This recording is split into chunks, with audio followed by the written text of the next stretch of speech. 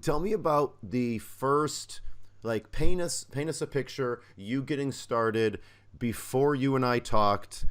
Sort of what were you doing, and then your first couple deals, because you went practically broke doing your first couple deals, and that's something that anyway. Just yeah, tell us kind of what that looked like. And right now, you're many deals in. How many deals have you closed so far, roughly? I'm on seven. Deal Okay, number seven. just to give people an understanding. And Right. yeah, when did this get started? Take Yep. it away. Yeah. So I've done seven deals. Seven. Yeah. Seven. And we're 160 days in, or 161 actually now. So 161 days since we first started our very first phone call on the 18th of April, March. March. So yeah, seven deals in. It's been several months now. Several good deals.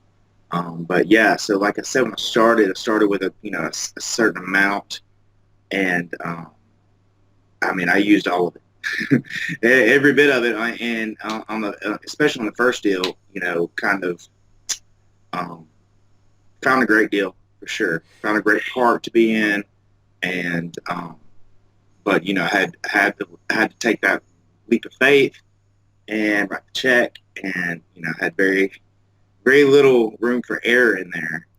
Um, but luckily, I bought a good home, really, really good home. I went ahead and posted immediately.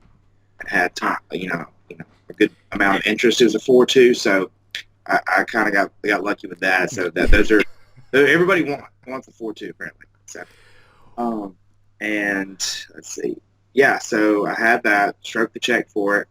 Didn't really have enough to cover the check, so um, and the rehab and all that kind of stuff. But it ended up to where I went ahead and posted it, did like you said, our different mediums that we use, and ended up selling it, 72 hours, after I wrote the check for it. And, for, I bought it for, if we talk about numbers already, okay. Yeah, that's fine. If yeah. Yeah, so I bought it for $1,500 and turned around and sold it for cash, 15,000. Now, 72 hours later. So, no way, I don't believe you. Yeah, no, I promise. now that's like coming from where you were, and in sort of knowing you beforehand, you went through a number of communities to find these first few homes. But there's homes that are just base hits, singles, doubles, triples, home runs, grand slams. And these couple, it's nice to set the bar on the first few really high, and that's something that I strive for folks to do. You knocked it out of the park with these first few. And you had to, correct me if I'm wrong here, but the first couple you bought directly from the community itself, and you bought a couple, was it two or three at a time, or with the first couple? So, yeah, the first one, I purchased them one at a time because it was a new park and I didn't want to, it was just everything was new to me. First deal, I went ahead and did that one, and yeah, we set the bar high because obviously I was looking for a very specific type of home that fits the model that we use to in order to remain profitable and turn it quickly. So yeah, and that one just happened to. I looked at, I'll say, they showed me four homes in this park, and this was the last one they showed me. And the first few were like they were I could tell they were deals, but um, probably not what you want to do in your first deal. There was a lot of work that had to be done, would have had to be done in order to come and sell them for that the margin that we need. But so yeah, and that when I saw this one immediately, I was like, boom, this is it. This is the deal. This is going to be the first deal. And but I played it cool. So I was, and then they were asking originally, I think, 3,000 for the home. That's still a freaking steal. I didn't let them know that. I don't know if you'd be okay with me putting pictures on the but whether we put pictures here or not, it's a what was it, a 2000 This one was a 2001, I want to say. double It wide. was 19 years old. So Yeah, right around there. it was a 2000. So it was 2000. So Double wide, 4.2, central yeah, heat and air. right. I mean, all of these, or most of the ones that they showed you were, and you purchased it. You put the money that you had into it. Going like you said, you stroked that check and you didn't even know if you had the money in there to fund it. But you sold it very quickly cash, which doesn't always happen in some markets more than others. But this was a really nice home. We're not talking about something from the 80s. Right. And how did we balance getting those other homes? Because anytime you would have, so you had property number one, how did we ensure that the people you were bringing in, the buyers that you were getting from your advertising, weren't going to buy those other properties? Um. Well, for one, they didn't. They did. They're not. They weren't on the market. These were homes in a park. Okay. That I mean, they weren't actively advertising. In fact, they weren't even telling people. People would come by. I think two people came by while I was in the office talking with the manager and the maintenance guy who's over that. And we're asking about homes and stuff if they had any available for sale or for rent. And at that time they didn't. They stayed full. So, and it was just a matter of me, in the beginning, just to even get in to see the homes was selling them on me and what I do or what we do, as investors. And they were kind of looking at me, kind of like you are now, like, I don't know, man. Like, you're saying lots of stuff. What are you saying? But yeah, eventually just kind of, I pitched what we do. And and I sold them all on the value. I convinced them that I want to come in here, take some of these homes maybe they're not being profitable for them, and put a good tenant in them. That's fix up the home, go ahead and get it to that monthly lot rent turning for them again, and have a good quality tenant in the community that's going to make just add value. It's going to take up that empty home that's been just sitting there, and have some good folks in there, and that are hopefully going to stay there for a while, that kind of stuff. So, after about 15, 20 minutes of me just kind of going back and forth with them, and them kind of giving me like the crazy eyes, I just the whole time, and they were like, okay.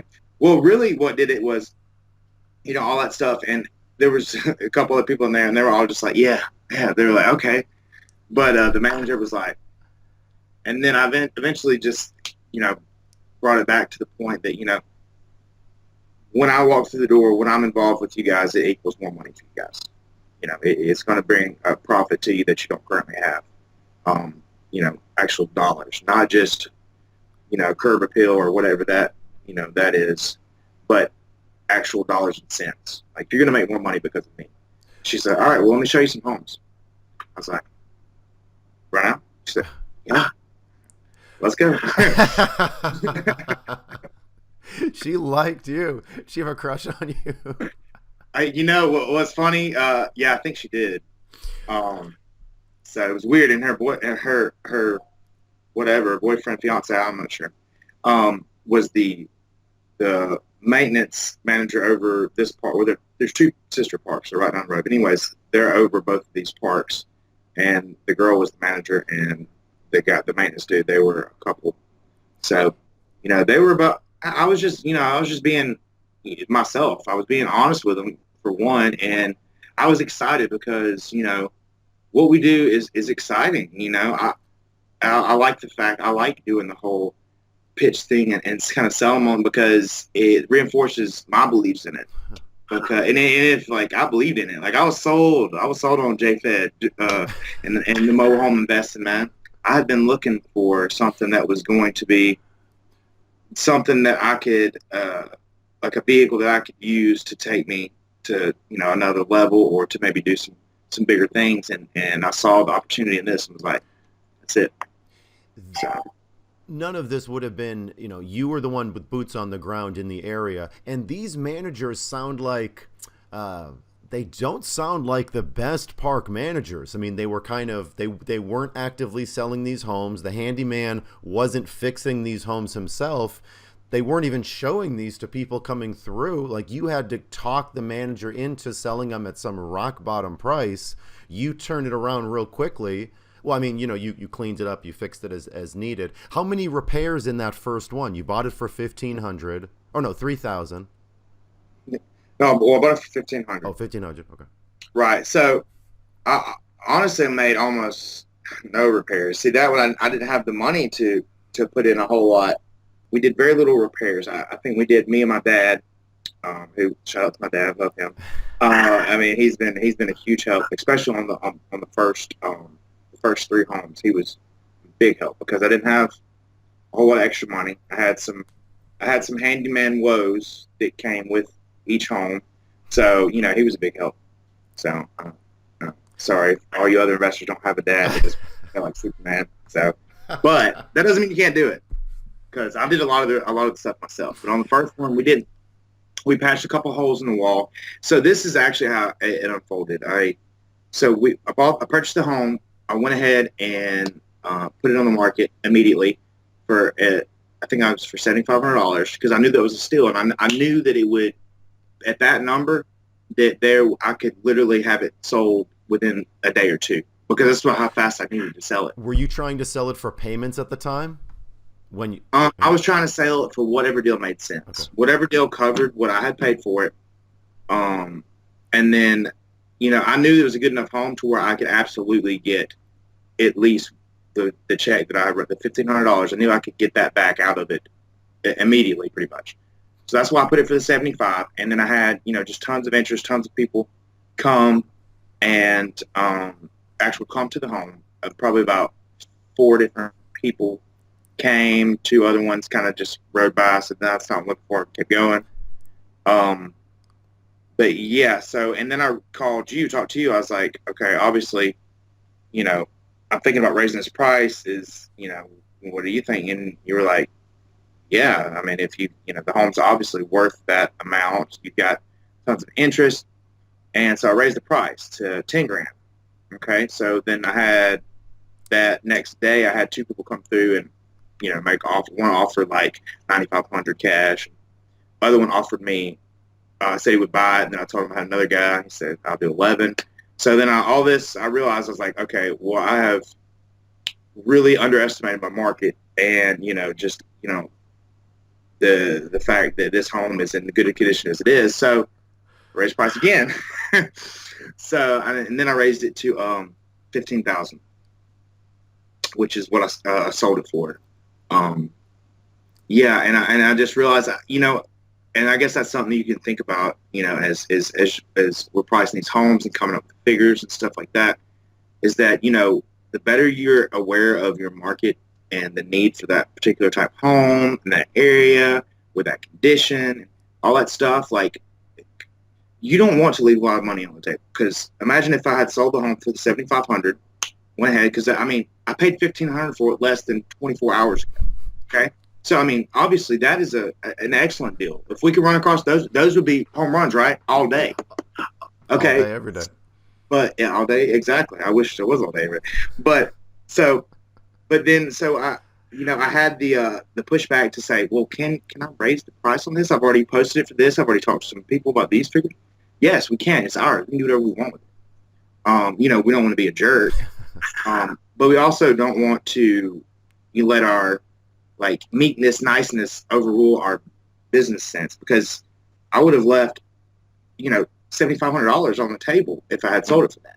And I sold it for cash less than 3 days after I bought it. And he put a $4,000 deposit down. And then within 2 weeks from that day, I had got the other 11,000. Did he move the home as well out of the park?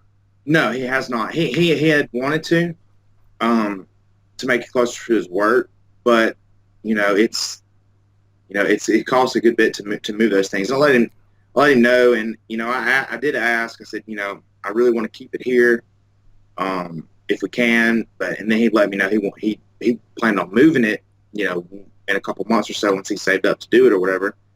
So then I checked with the park manager. I said, is it okay if they move this home out, or do you want it to stay?